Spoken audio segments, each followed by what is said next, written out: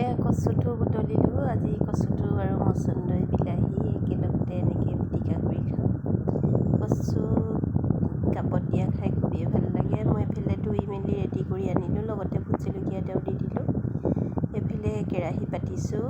আজি মই সুদাকৈ বনাম, নিমখ অকণমান দিয়ে বনাম আৰু জলকীয়া ঢালিছোঁ।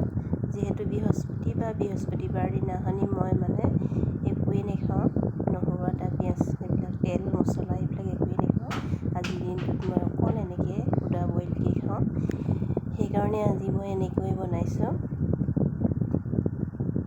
মই ইয়াতে নিমখৰ ওপৰতে কচুখিনি ঢালি ল'লোঁ, ঢালি পেলাই এনেকৈ অকণমান লৰাই দিছোঁ।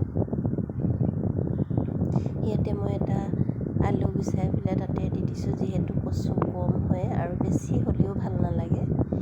বাৰিষা বতৰ, জলকীয়া গোটাকৈ এটা দি দিছোঁ, অকণমান ধৰিবও পাৰে, সেইকাৰণে মই ধুনীয়াকৈ মিক্স কৰি পেলাই এনেকৈ সিজিব দিম। এতিয়া কচু পিটিকাটো চবৰে প্ৰিয় হয় নহয় নাজানো, মোৰ হ'লে খুবেই প্ৰিয়, মই খাই খুব ভাল পাওঁ।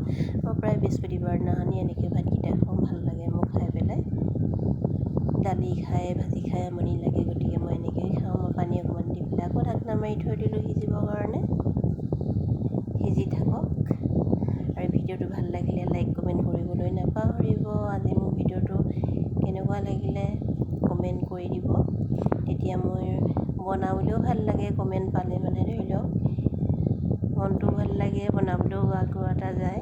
ইয়াত দেখিছেনে ধুনীয়াকৈ সুন্দৰকৈ কচু বিলাহী আলু সিজি গ'ল।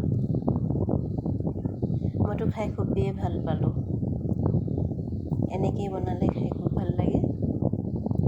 এইফালে মোৰ ইয়াত দেখিছেনে পানী শুকাই গ'ল পূৰা ধুনীয়াকৈ, অকণমান পিটিকা হৈ থাকিলে।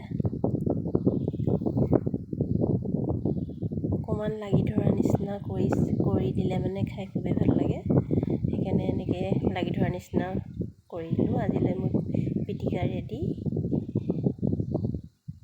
এয়া কি ধুনীয়াকৈ সিজি গ'ল। এতিয়া মই ভাতকেইটা খাই লওঁ, লৰালৰিকৈ খাওঁ লাগি গৈছে। আজিলৈ বাই বাই।